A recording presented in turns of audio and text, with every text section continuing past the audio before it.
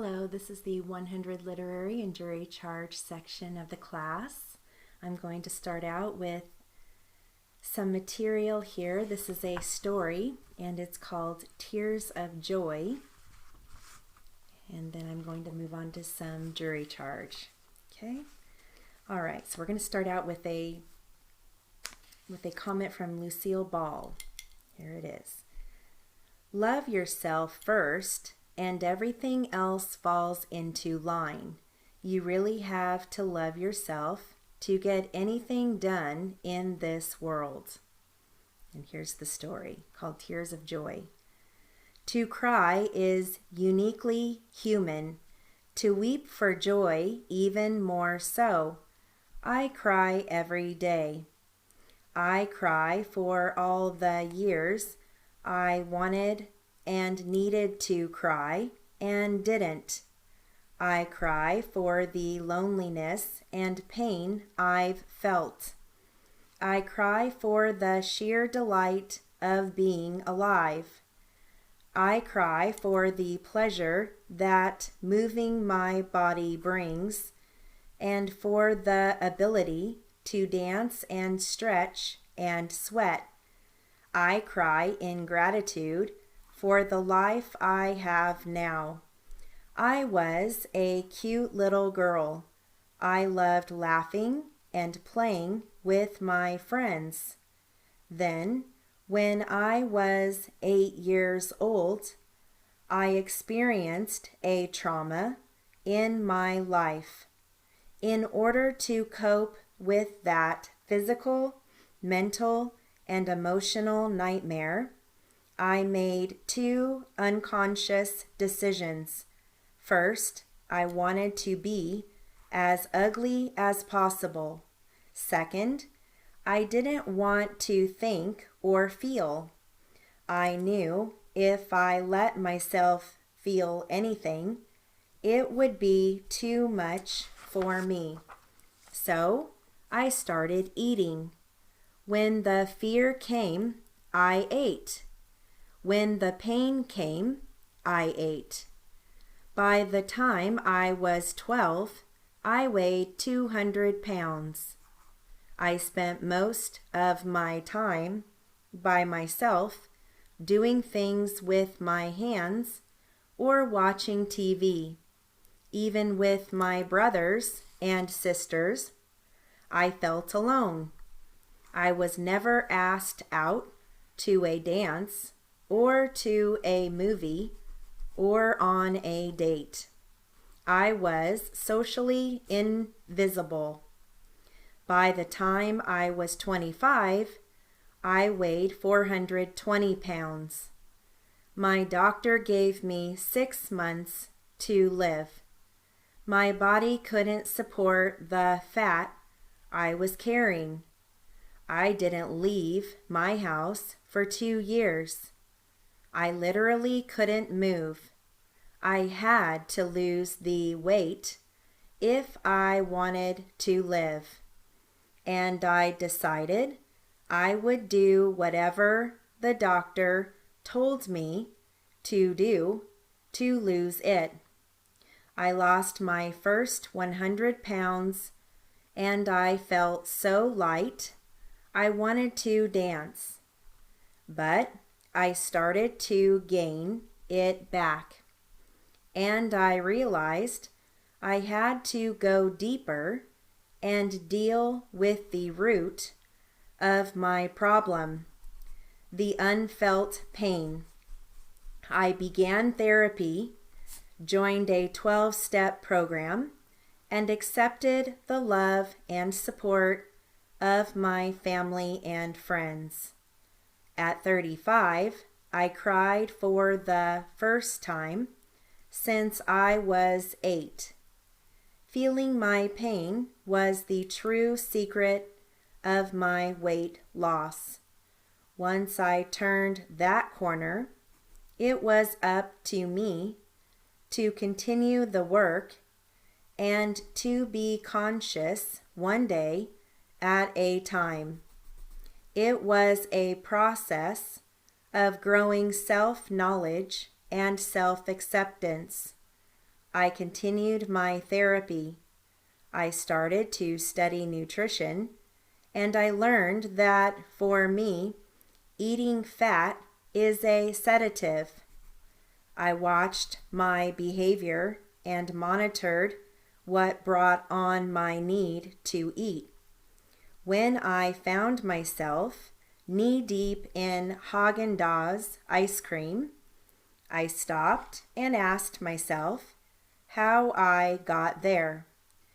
Though there were tough times when I would backslide, it was my acceptance of myself in all my strengths and weaknesses that helped me get back up and keep going. My goal was to be better, not perfect. When I see childhood obesity now, it breaks my heart. We wouldn't dream of laughing at a child who has no arm or leg or who uses a wheelchair. But people will tease and ostracize a child who has an eating disorder and is obese. We still don't understand that the weight such a child carries is the weight of that child's own pain. Healing my life wasn't just about losing weight. I had to learn how to live life as an adult. I had never learned basic social skills. Once, at work, a man talked to me at the water cooler, and I laughed like a 14-year-old girl. I started the process of learning about relationships and growing up. Now, at 46, I am an adult. I have become a person I truly love. My weight is in the average range. I exercise regularly, and I have a career I love as a motivational speaker. I recognize the good things that came from my years of childhood pain and isolation. My love for classical music, my ability to sew and to do stained glass, to create beauty with my hands, even my ability to speak well and engagingly can be traced to the many hours I spent watching such great entertainers such as Lucille Ball on TV.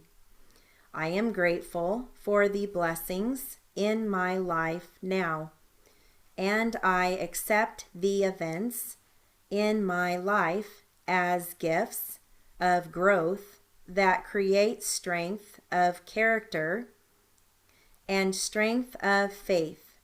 Today, I cry in gratitude for the life I have.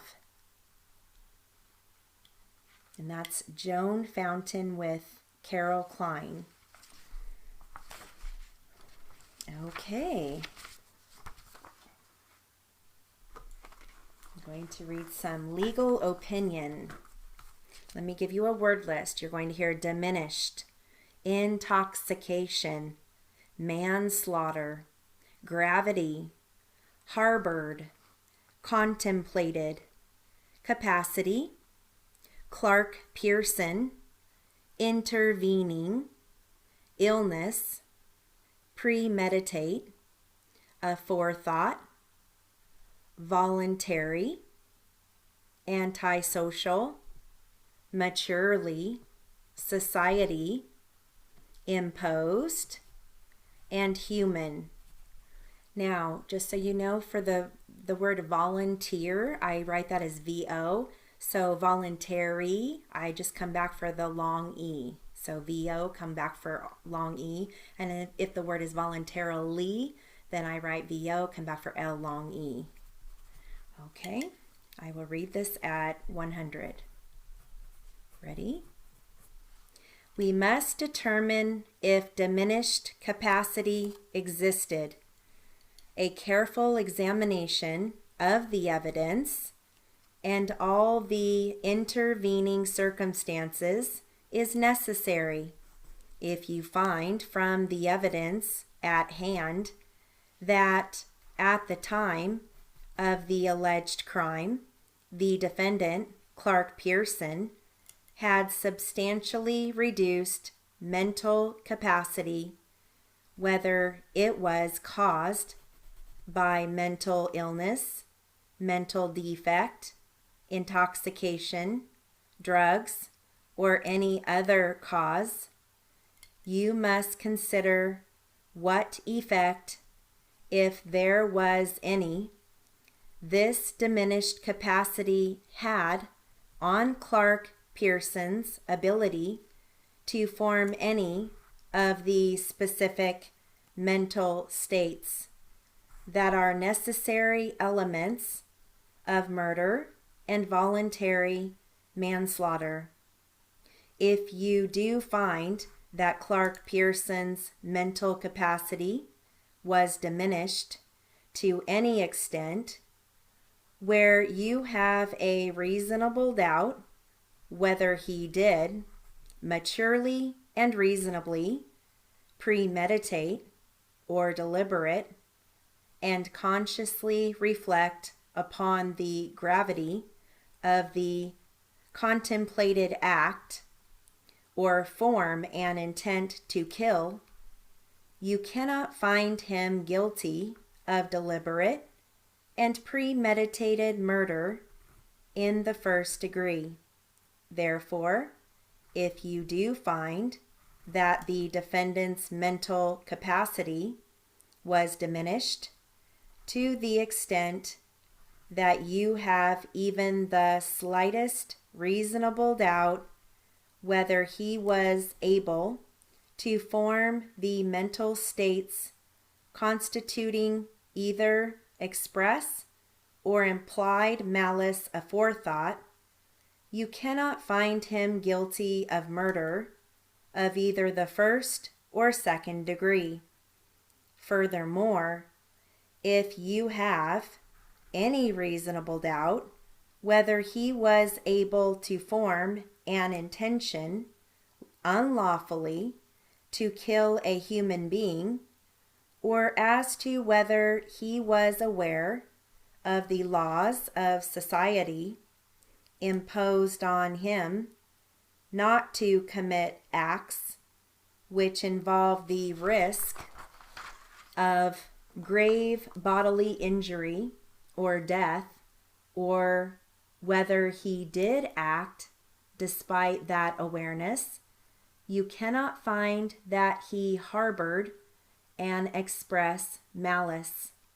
Furthermore, if you have a reasonable doubt whether Mr. Pearson's acts were done for an obvious antisocial purpose, or whether he was aware of the duty society imposes on him not to commit acts which involve the risk of grave bodily injury or death, or whether he did act despite this awareness, you cannot find that he harbored an unqualified implied malice. If you find that as a result of any mental illness, mental defect, drugs, or intoxication, Mr. Pearson's mental capacity was diminished to the extent that he neither harbored a malice aforethought nor had an intent to kill at the time the alleged crime was committed, then either murder or voluntary manslaughter is not a possibility. Okay.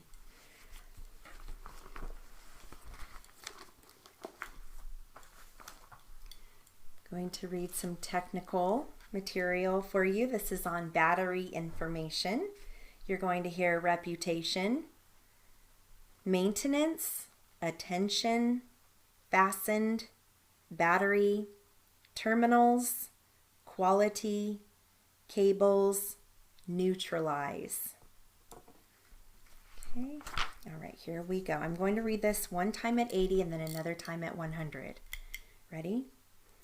The new maintenance-free battery does not need to have water added during its normal life. The vents are part of the cover and cannot be removed. Be sure to keep the top of the battery clean and dry. Make certain that the battery cables are tightly fastened to the battery terminals.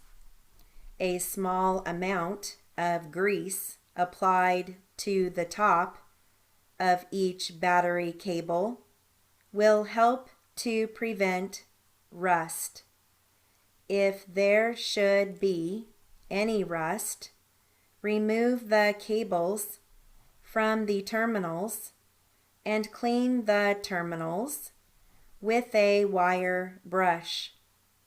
Neutralize any acid with baking soda and water.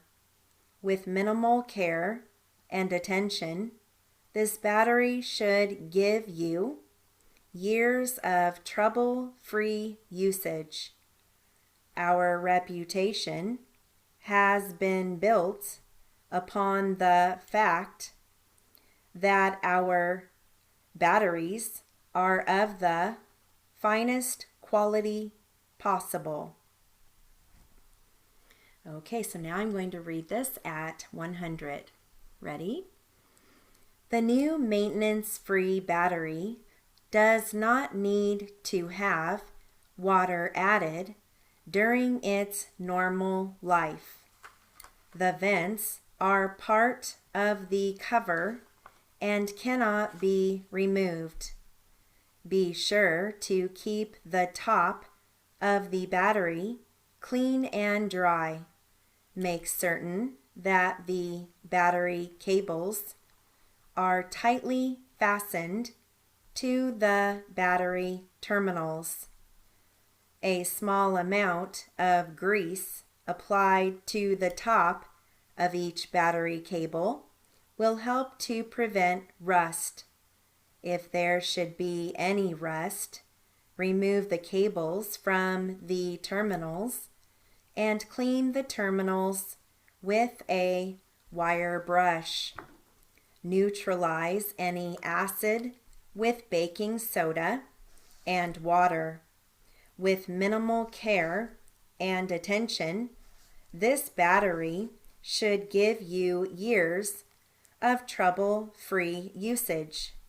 Our reputation has been built upon the fact that our batteries are of the finest quality possible.